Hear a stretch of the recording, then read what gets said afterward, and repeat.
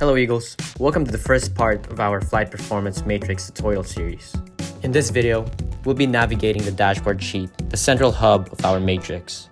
We'll walk through where to find everything you need so you're fully prepped to lead effectively and make informed decisions. The dashboard is where you can see the roster, cadet rankings, input weekly scores, and view flight position rotations. Let's take a closer look. Once you receive the IMT Flight Performance Matrix, ensure you have the appropriate workbook. You should see the name of your flight at the top. The roster should already be populated, including all GMC cadets, and you should find your name within the POC roster as well. Double check to ensure all the names are correct. This step is crucial for maintaining accurate records and ensuring everyone is accounted for.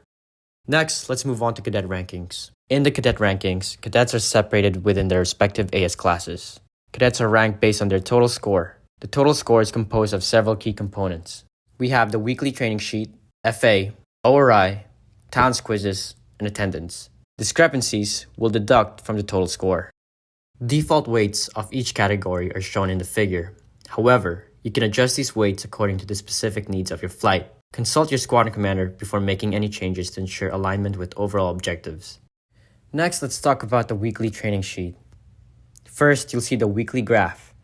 This graph dynamically updates as you input data. Below the graph is where you input data. Notice how the headers or the sections are similar to the ones in the feedback sheet that we give cadets for midterm and final evaluation. Here's how to use the weekly training sheet. Choose the week you want to view or fill out and click the View button. In the cells, you can enter 1 for does not meet, 2 for meets, 3 for above average, 4 for clearly exceeds. Or you can put NSTR for nothing significant to report. If a cadet is absent or cannot be graded on a certain section, simply put NSTR.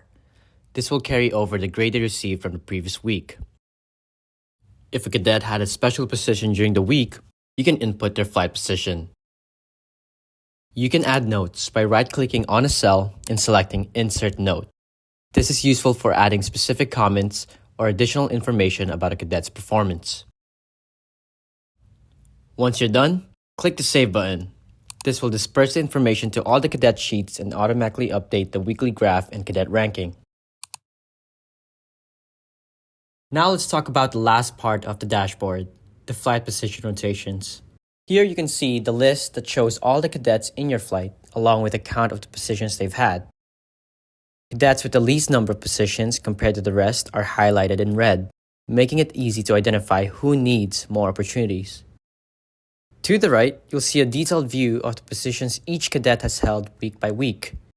You can also click the names of the cadets to see the specific positions each cadet has held and identify the ones they haven't. This feature is useful when planning the next rotation as it gives you a clear idea of who has yet to experience certain roles. Okay, so those are the basics you need to know to get started with the performance matrix. Thank you for coming along, and I'll see you in the next tutorial.